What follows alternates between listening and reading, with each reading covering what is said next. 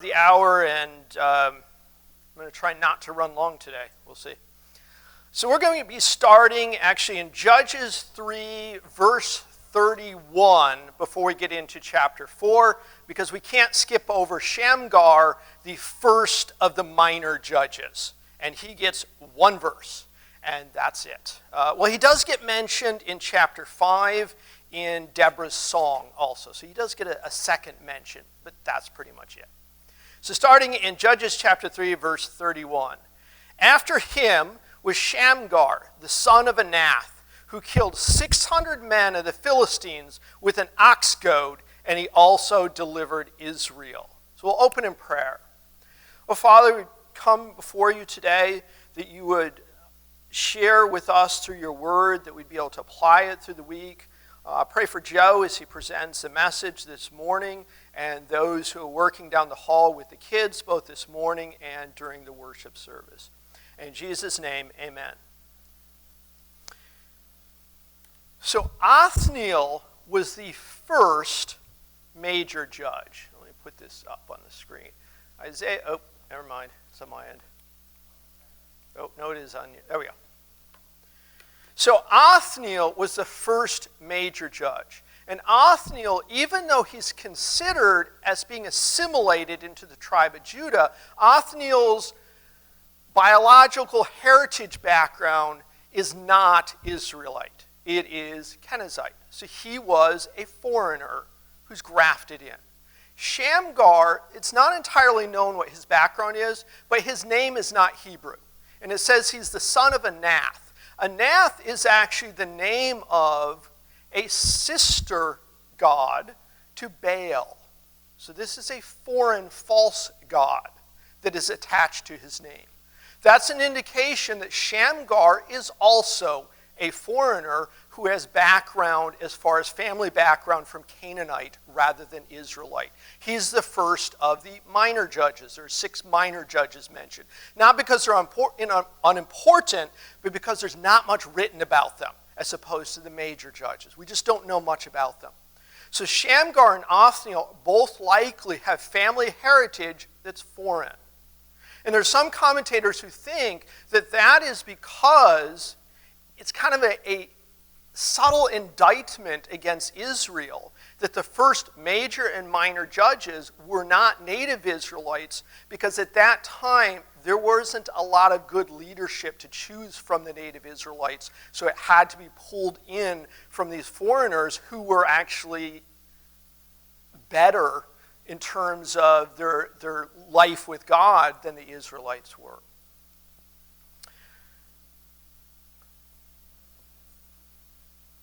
Shamgar is the first of the judges mentioned who uses an unconventional weapon.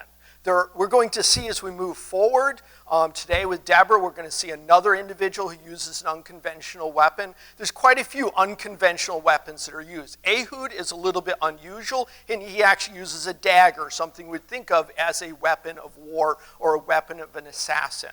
Whereas Shamgar is using an ox goad. Now, an ox goad would be this wooden staff with a pointy end that might be metal tipped or might be just sharpened wooden tip. And an ox goad, as its name kind of implies, was used to prod oxen or other cattle to drive them. So this wasn't really a weapon. Now, granted, it could be used as a weapon, but it was more designed as a farming implement to prod oxen, cattle, and goats.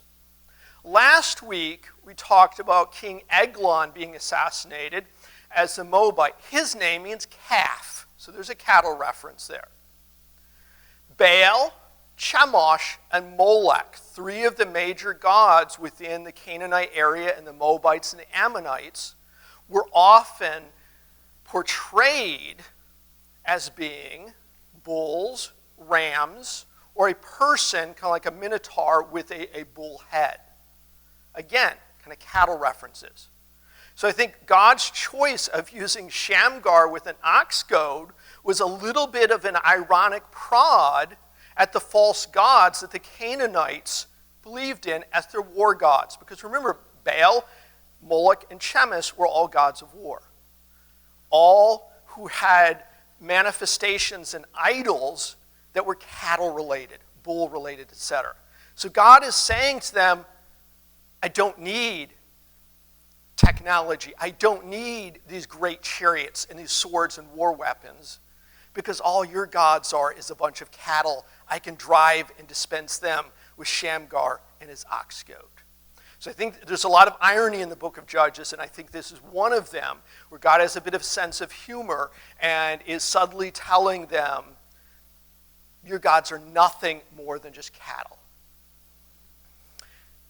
The other implication there is one of the things that Israel is sinning at this time is following after those gods. So God is telling his own people they should not be following the cattle that can be driven with ox goads. They should be following him, the one true God, in this kind of short minor judge here.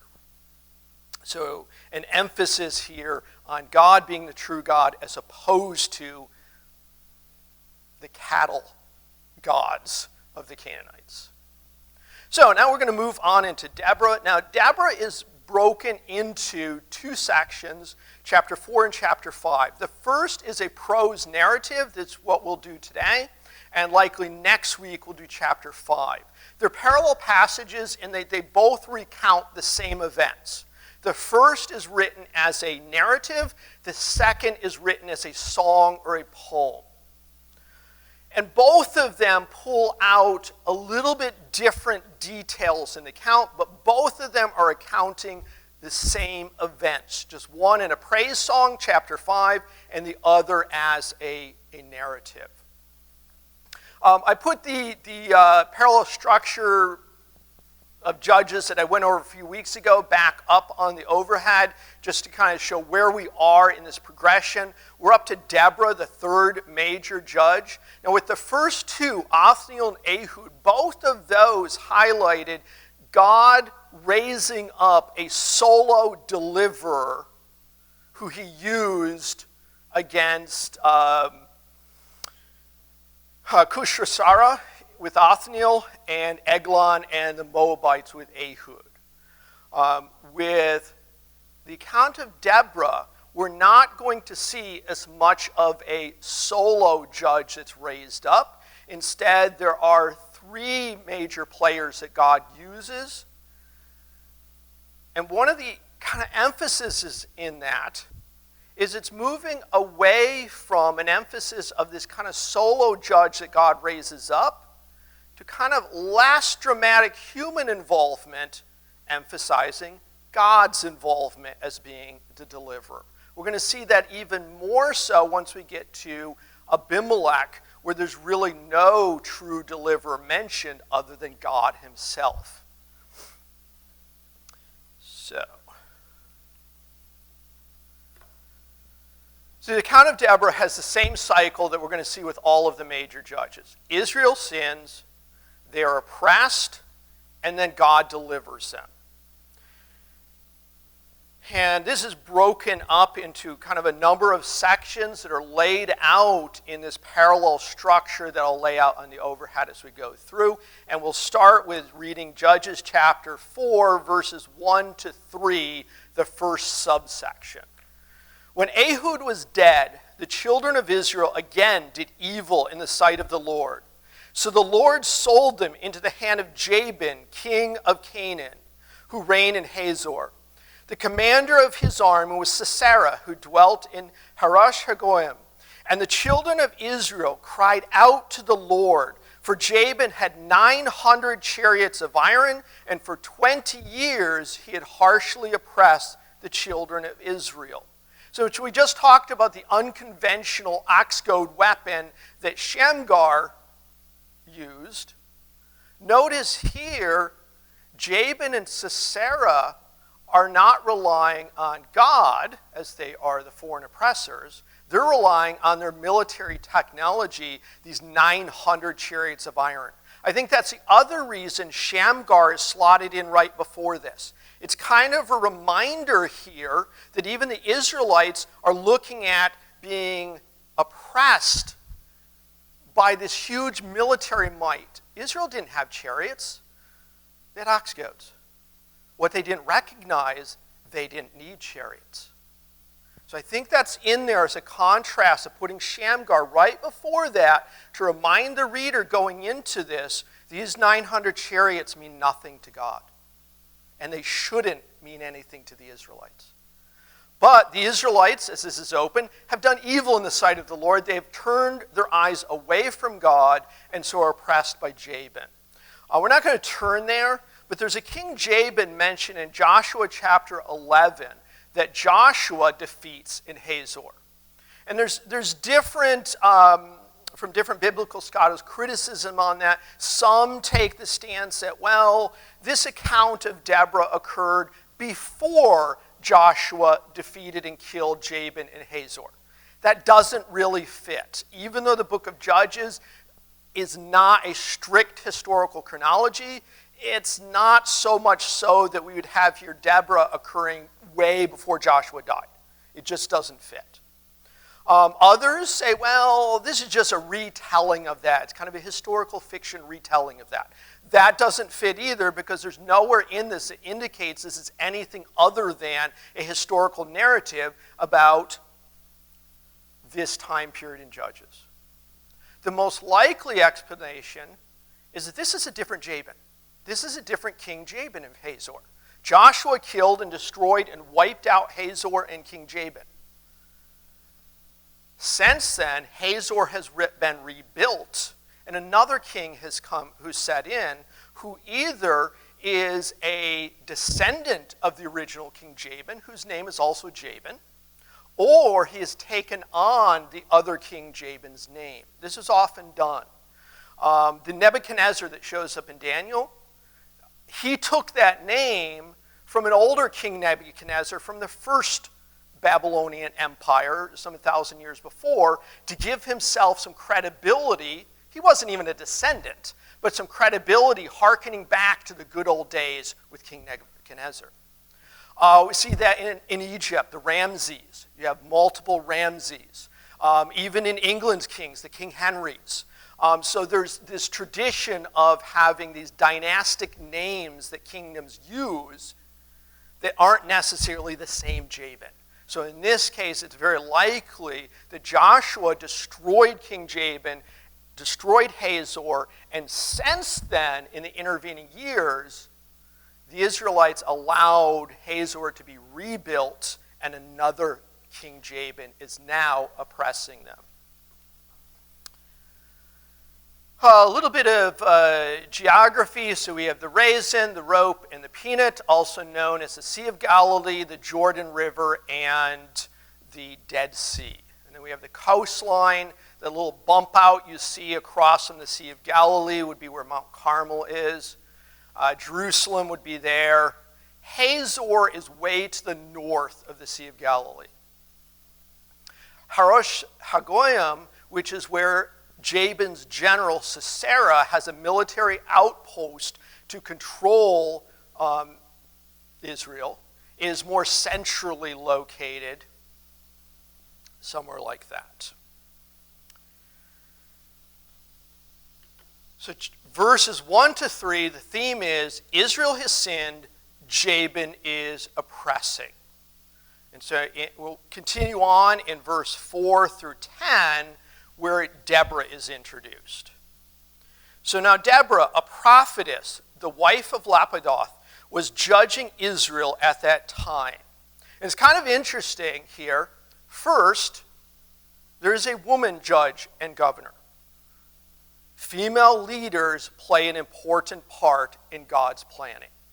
There are only two spots where God says that a woman is not to be a leader. The one would be in the pastorate, the other would be in the family. Other than that, as far as leaders of business, you think of in the New Testament, Lydia. And here in the Old Testament, Deborah as being a judge governing Israel as a political government leader. What's also interesting is that was something that evidently to many of the readers of this might have been still a little bit surprising. There's a huge emphasis in this first verse, especially in the Hebrew, that Deborah is in fact a woman. So to make sure that the reader doesn't get confused that Deborah is somehow a man, Deborah is introduced as a prophetess. In the Hebrew, the literal translation would actually be a woman prophetess, in case somebody was confused that a prophetess was in fact a woman. So we have Deborah, a female name, a woman prophetess, the wife of Lapidoth, and most English translations drop the she, but there also would have been a she was judging Israel at that time. I don't know Hebrew, but reading in some of the commentaries, in the Hebrew, there are 7 stacked up words that all indicate that she is a woman or female, just to drive home and make sure the reader doesn't somehow explain this off as she's not a woman. She's really a woman who is judging and providing judgment. Verse 5, she would sit under the palm tree of Deborah between Ramah and Bethel in the mountains of Ephraim. And the children of Israel came up to her for judgment. Then she sent and called for Barak, the son of Aboin, from Kadesh and Naphtali, and said to him, has not the Lord God of Israel commanded, go and deploy troops at Mount Tabor? Take with you 10,000 men of the sons of Naphtali and the sons of Zebulun. And against you I will deploy Sisera, the commander of Jabin's army, with his chariots and his multitude at the river Kishon, and I will deliver him into your hand. And Barak said to her, if you will go with me, then I will go. But if you will not go with me, I will not go. So she said, I will surely go with you. Nevertheless, there will be no glory for you in the journey you are taking, for the Lord will sell Sisera into the hand of a woman. And then Deborah arose and went with Barak to Kadesh, and Barak called Zebulun and Naphtali to Kadesh. He went up with 10,000 men under his command, and Deborah went up with him. So Deborah is one of the judges who actually acts as a judge, similar to accounts maybe familiar with King Solomon, where individuals came to him for judgment. There was the 2 women arguing over the infant baby, and he pronounced judgment on that. Deborah served the same purpose here as a judge. Get an idea of where she is located. Her office is evidently a palm tree that's located between Ramah and Bethel. So somewhere in between Ramah and Bethel in the mountains of Ephraim's territory, north of Jerusalem is where she is located. And so we have in verse 6, she sent and called for Barak, our second major player in this section, from Kadesh and Naphtali. So Kadesh is close to the Sea of Galilee, kind of in between Hazor and Harash Hagoyim, where we have Sisera and King Jabin. And it's interesting that when she calls for Barak, she says to him, has not the Lord God of Israel commanded, go and deploy troops at Mount Tabor? It sounds like Deborah is giving information to Barak that he already has. This is not sounding like she's giving him new information. And so kind of the inference here is that Barak has been given this information. He's done nothing with it. And Deborah calls him down to her office and says, Barak, God has told you to gather up these troops to Mount Tabor. What's the deal? Why haven't you done this? So we'll throw in where those are. So this is more of a close-up of more detail of where we're headed geographically with this. So Kadesh here, Mount Tabor. Let me back up for a moment. She calls him from Kadesh down to her office. That's about 80 miles. So by foot, Google Maps says about a 30-hour walk. So break that up into either 2 15-hour walking days or 3 10-hour walking days. It's a bit of a walk. And he goes there so that Deborah reminds him and tells him he is supposed to go to Mount Tabor and gather the Israelites from the tribe of Naphtali and Zebulun as an army to go up against Sisera. Tabor is about 10 to 15 miles from Kadesh. if he hadn't needed Deborah to remind him of this, less than half a day's walk, he's at Tabor gathering the army to him. Instead, he has to go all the way down to the Palm of Deborah and then back, and then to Mount Tabor. So there's kind of a delay in his response. And part of that delay is kind of revealed in verse 8, where Barak says, if you'll go with me, then I will go, but if you will not go with me, I will not go. Barak is like, yeah, I know about that, but I need some moral support here. I'm scared. And Deborah's like, okay, yep, I'll go. Which is not the response one would expect here. You'd more think that, Barak would be like, oh yeah, I got this handled. But instead, he's asking a woman to go with him. And she's like, yes, I'll go with you. God's going to give the victory, but you're not getting the honor because of your hesitancy in this.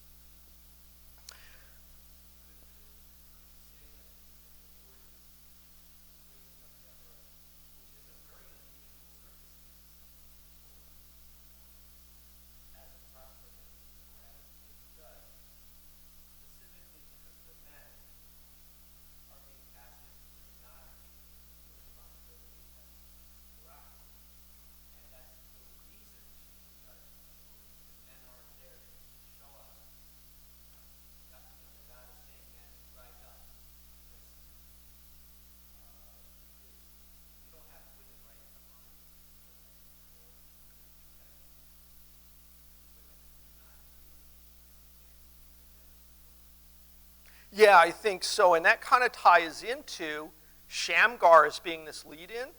Even though Shamgar is a man, Shamgar, the first minor judge, Othniel, the first major judge, were not native-born Israelites. So already there's this theme of there may not be good, strong, spiritual leadership within Israel at this time. And from some perspective, it's like, oh, there's no leadership. And God goes, no, this isn't a problem. I've got women who can step in here. There's actually a similar thing in the book of Exodus, at the beginning of Exodus, where Pharaoh tries to wipe out the Israelites by saying that, okay, all of the male children will be killed, because his emphasis is on, okay, the women children are nothing, the men will kill them off, and then we will disable Israel's power and subsume them. Well, God's response in that first part of Exodus is the midwives who don't kill the male children, and instead help to hide them. And when they're called before Pharaoh and are asked, hey, what's going on with this? They're like, oh, well, the Israelite women are strong, unlike the Egyptian women, and they've already given birth. There's nothing we can do. They've already hidden their children or whatever. And so there's this emphasis in the book of Exodus of Pharaoh going, I'm going to wipe out the men of Israel to wipe them out. And God going, that's not going to work, because from God's standpoint, he has men and women. Whereas in Egyptian culture, women were considered to be very, very low. That's not true in Israelite culture. So yeah, that is likely part of this is an emphasis on there's a lack of leadership, especially from the men at this time. Not certain, but I think that's a good inference, yeah. So we have here a little bit more geography as far as to lay out where we're headed with this. So Barak gets his moral support from Deborah, goes to Mount Tabor to gather together Zebulun and Naphtali, the men from Zebulun and Naphtali, to raise up an army that will go against Sisera. And God says that he is going to bring Sisera to them.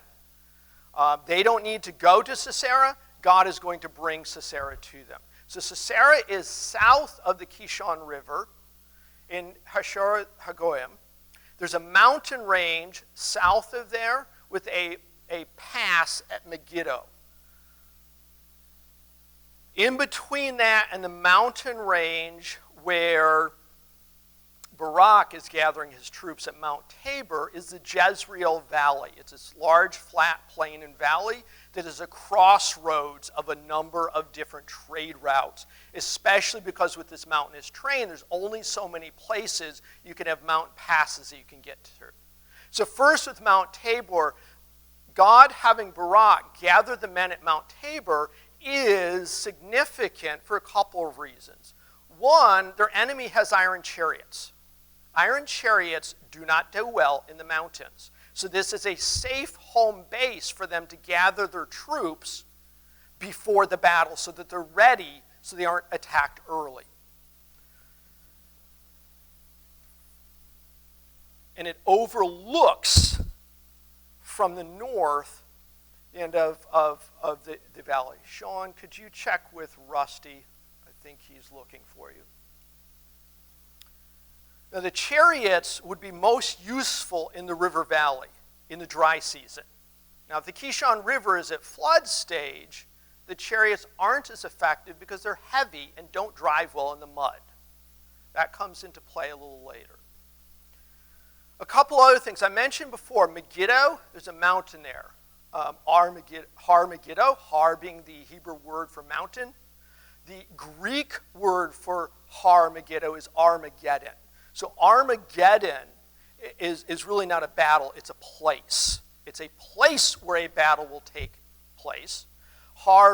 Armageddon is the Greek word for the mountains of Megiddo. And so you have this flat plain area that in future times where Christ will come back with the army of God to defeat the armies of the world that are standing against him.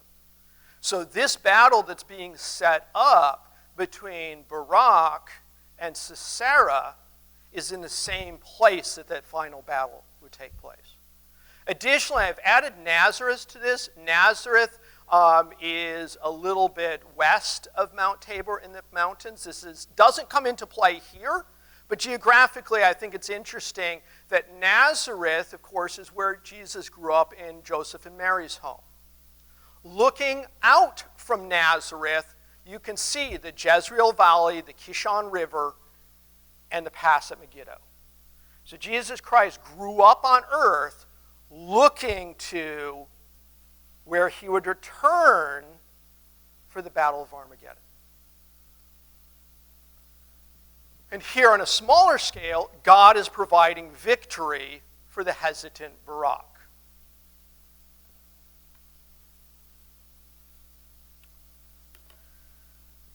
So now in verse 11 seems a little odd at first because we've just introduced Deborah, just introduced Barak, gathering the troops to Mount Tabor for God to bring Sisera and to provide Sisera into Barak's hand. And then we have verse 11. It's almost like this little commercial interlude. Now Heber, the Kenite of the children of Hobab, the father-in-law of Moses, had separated himself from the Kenites and pitched his tent near the terebinth tree at Zanium, which is beside Kadesh. So what is that doing in there? It's just some random thing. The writer didn't do very good editing. The deadline was tomorrow when he got sleepy and forgot to edit that verse out or something. Why is this in here? That suddenly we have Heber's tent near Kadesh. It actually fits in with the structure and actually makes sense, and there is a purpose for being here. First, we have to keep in mind that often Scripture is written in a literary style that follows circles or rings. This is a piece of a circle or ring that'll make a little bit more sense as we go forward. But this also refers back to Judges 1, verse 16. So Judges 1, verse 16, in the introduction, we have, now the children of the Kenite, Moses' father-in-law, went up from the city of palms with the children of Judah into the wilderness of Judah, which lies in the south near Arad. And they went and dwelt among the people. So Arad is south of the Dead Sea. We have the Kenites, who were Moses' in-laws, had come with the Israelites to the Promised Land. Whether they had assimilated and become part of Judah or just were friendly with the tribe of Judah, we don't know for sure. But in the entrance, the intro to the book of Judges, we have them moving south from Jericho to Arad. In Judges chapter 4, verse 11, that verse explains how Heber the Kenite came to be in the neighborhood of Kadesh, where Barak lived. He separated himself for some reason from the main tribe of the Kenites and headed 160 miles north to Kadesh. Whether it was family issues or he just didn't like the neighborhood there and just decided to move north, we don't know. But Heber and his wife separated themselves from the main Kenite tribe that was in Arad and moved to Kadesh, which is close to where Barak started out. Heber's tent will show up again a little bit later. So we have this weird interlude with Heber's tent, and then verses 12 to 14, picking up in verse 12, and they reported to Sisera that Barak, the son of Abinoam, had gone up to Mount Tabor. So Sisera's informants and spies have let Sisera know in his outpost at Harash Hagoyim that there's an army of Israelites led by Barak and Deborah in the mountains of Tabor that are amassing to come against him.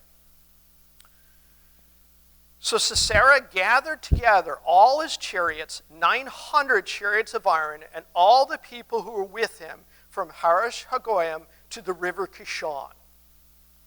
Then Deborah said to Barak, "Up, for this is the day in which the Lord has delivered Sisera into your hand. Has not the Lord gone out before you?" So Barak went down from Mount Tabor with 10,000 men following him. So we have General Sisera and his 900 chariots head through the mountain pass at Megiddo into the valley towards the Kishon River. And we have Barak and his 10,000 men coming down from Mount Tabor towards the Kishon River. And so kind of the theme here, verses 12 to 14, is Sisera's chariots going to the Kishon River. Verse 15 is the center key verse in this entire passage that everything else is pointing to. Verse 15, and the Lord routed Sisera and all his chariots and all his army with the edge of the sword before Barak. And Sisera alighted from his chariot and fled away on foot. Now here, it might almost sound like God is using Barak's sword to rout them. But if you look closely, that's not really what it says. It says the Lord routed Sisera and all his chariots and all his army before Barak. God is providing the victory even before Barak's getting there. Barak is involved. He gets to chase the army as they're fleeing. But God is the one who defeats them. Barak didn't need to be afraid because he didn't have to do the fighting if he had been listening to God. Now part of this comes from, we'll talk more about Judges 5, the Song of Deborah next week. But I do want to pick out two verses to flip through right now that really emphasize that Sisera and his chariots were routed by God, not Barak's sword. And that would be Judges chapter 5, verses 20 and 21. So Judges 5, verses 20 and 21.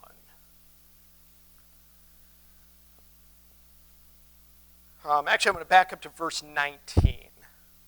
The kings came and fought. Then the kings of Canaan fought in Tanakh by the waters of Megiddo. So that would be Kishon in the Jezreel Valley. They took no spoils of silver. They took no spoils because they lost. They fought from the heavens. The stars from their courses fought against Sisera. The torrent of Kishon swept them away. The ancient torrent, the torrent of Kishon, O my soul, march on its strength. Sisera was lying in these iron chariots that do well in the valley in the dry season when the ground is hard packed. But at flood, chariots don't do well in the mud and also in high water. God provided a flood in the river Kishon to rout the soldiers as Barak is coming down to fight. This was a victory that God gave to Barak and Deborah, not that they had to fight for. They did have to chase and do cleanup. So back to verse 15. And the Lord routed Sisera and all his chariots and all his army with the edge of the sword before Barak. And Sisera alighted from his chariot and fled away on foot. So verse 16. But Barak pursued the chariots and the army as far as Harash Hagoyim, and all the army of Sisera fell by the edge of the sword. Not a man was left. So verse 16, we have Sisera's chariots fleeing the Kishon River. So we're starting to hit the pivot point of this parallel structure is verse 15. That's the center key, God delivering Israel. Leading up to that, Sisera's chariots came to Kishon. Verse 16, Sisera's chariots are fleeing Kishon. And this starts kind of the second half of the parallel structure. So we have Barak and his army chasing now the fleeing army of Sisera all the way back to Harash Hagoyim and destroying all of them, following God's command now that they should destroy the enemy, not take them as prisoners, not take them for tribute, not take them as trophies, but get their influence out of the land. To Barak's credit, they are following that to a T. And we also have in verse 15, Sisera abandoning his chariot and fleeing on foot. So in verse 17, we have, however, Sisera had fled away on foot to the tent of Jael, the wife of Heber the Kenite, for there was peace between Jabin, king of Hazor, and the house of Heber the Kenite. This is why Heber the Kenite's tent near Kadesh was introduced. That's where Sisera is running to. Because Heber evidently is friendly with King Jabin. Sisera knows that. He thinks this is a safe haven. Not only that, and part of the reason I put this map up here is to understand Sisera's flight versus his army's flight. They're different paths. The army is going back to their base at Harash Hagoyim. Sisera is not. Sisera is abandoning them and running in the other direction to the tent of Heber, where he thinks there's safety. So Sisera has gone from this mighty general, this mighty manly man who has all these chariots at his disposal and this huge army, who when he hears that Barak is massing an army, he doesn't wait for Barak to come to him. He goes there because he is confident he's going to wipe these Israelites out. When God routs him and his army is retreating, he abandons his army. That's not what a general is supposed to do. He abandons his army and runs to Heber's tent. And I think he's trying to find a way back to Hazor, where he thinks it's going to be safer with King Jabin, than to his outpost where he knows his military is being destroyed and routed by Barak and Barak's God. So there's this transition of Sisera from this mighty general to this scared boy, which is interesting. That's kind of where Barak started. But Barak now, buoyed by God's victory, is now doing what he was supposed to do all along. He is aggressively pursuing and wiping out the rest of the enemy. So, continuing on in verse 18. And Jael went out to meet Sisera and said to him, so evidently Heber is not home, but his wife Jael is. Turn aside, my lord, turn aside to me. Do not fear. I need to pause there for a moment. She's a woman in a remote area who's moved 160 miles from her main family in Arad. Her husband's not home. She's alone. And this individual, who presumably is very obviously a military general who's probably armed, comes running up. And rather than him saying to her, don't be afraid, she says to him, don't be afraid. It turns out he should be. And when he had turned aside with her into the tent, she covers him with a blanket. So not only that, she gives him a hiding place, a resting place because he's weary. Now we have a picture more of a little boy running home to mom, hiding under his bed because he's scared of what's happened to his army and what might happen to him. Verse 19.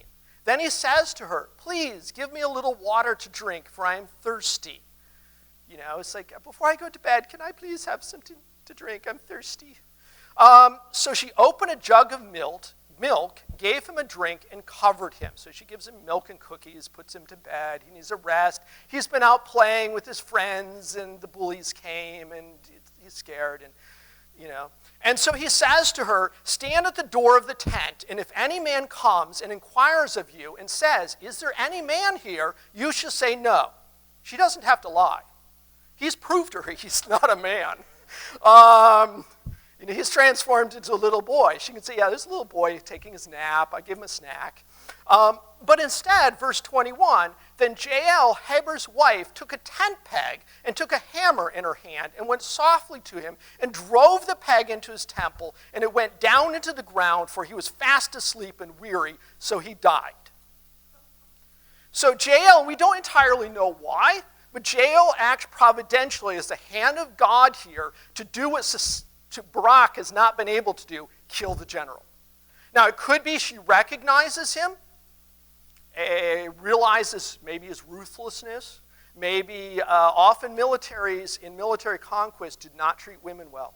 She may have recognized him as being an individual who had not treated women well, and when she had an opportunity, was like, yeah, take care of this guy. 22, and then as Barak pursued Sisera, Jael comes out to meet him and says, come, I will show you the man whom you seek. And when he went into the tent, there lay Sisera dead with the peg in his temple. So a couple quick comments here on some names. Barak's name means lightning, fast, decisive, on time. So far, Barak has been like, this name is a little bit ironic because he's been late. Deborah had to call him and tell him, you need to get this army. He was late with that. He was late, and by the time he got to the Kishon River, God had already routed the enemy. And now when he shows up at Heber's tent, he's late. Jael, a woman, like Deborah prophesied, has already taken care of the general that Barak was afraid of with an unconventional weapon, a hammer and a tent peg. Again, this emphasis that God doesn't need that technology, the iron chariots, the huge might. He has men and women that he can use in ways when they are faithful to him. Jael's name means mountain goat. Now we think of milk coming from cows. In that area, it would be more goat's milk. Deborah's name means bee. The promised land is the land of milk and honey. So in this story, we have Deborah and Jael helping to secure the land of milk and honey for the Israelites. Verse 23, so on that day, God subdued Jabin, king of Canaan, in the presence of the children of Israel. And the hand of the children of Israel grew stronger and stronger against Jabin, king of Canaan, until they had destroyed Jabin, king of Canaan. So this ends on a very high note in that they are completely destroying Jabin and Hazor. So with this, there is a very, very intentional structure to this passage that puts God's delivering Israel in the center. And then that is bracketed by Sisera coming to Kishon, Sisera's chariots leaving Kishon, parallel to each other. Heber's tent, that verse 11 that seems out of place, it's not. Because bracketing the chariots coming for the battle is Heber's tent, his family, leaving the Canaanites and going to Kadesh, paralleling with Sisera leaving his army and going to Heber's tent in Kadesh. Those are then bracketed by the two very strong women in this passage that God uses. Deborah's prophecies and commissioning of Barak, and moral support to Barak to get Barak to do what he's supposed to do. Now, even though I beat up on Barak a little bit here, should say to Barak's credit, when he was scared, he admitted it and asked for help. And even though he lost some blessings for that, God honored that in giving him help in Deborah and giving them victory despite his hesitancy. And so kind of give Barak credit for kind of swallowing his pride and going to Deborah the judge and saying, look, I need help. And Deborah and then Jael's heroics are in parallel. And then the entire passage begins with Jabin oppressing because of Israel's sin, and Jabin then routed because of God's deliverance, giving Israel peace. And so this narrative works in to God's deliverance and then out to Israel's victory and Israel's peace. And the emphasis here is on God delivering. I'm not going to have you turn there, but I want to read really quickly 1 Corinthians 3, verses 6 to 7. Because in the New Testament, there's often principles that are then illustrated in colorful Old Testament stories, and this is kind of a tie-in here. So Paul writes in 1 Corinthians 3, 6 and 7, I planted, Apollos watered, but God gave the increase. So then, neither he who plants is anything, nor he who waters, but God who gives the increase. In this passage, we don't have a solo judge who God raised up. Instead, we have Deborah commissioning Barak and prophesying. We have Barak gathering an army and pursuing the enemy. We have Jael killing Sisera and God delivering. It's kind of an illustration of this principle that Paul talks about, that each individual had a part, but it's God's work who saves. Each individual, Barak, Deborah, Jael, played a part, but it was God who saved and delivered. So unlike with Othniel, Ehud, and Shamgar, there's no solo deliverer that God raises up. Instead, there's a greater emphasis on God being the king and the deliverer. And then also there's a reinforcement that the Bible isn't just about men, King David and Moses and Abraham. There are many women that God used who are very faithful, who are noted in the Bible also. Next week, we'll look at the song version of what we just went through, Judges chapter 5. And sorry for running over yet again.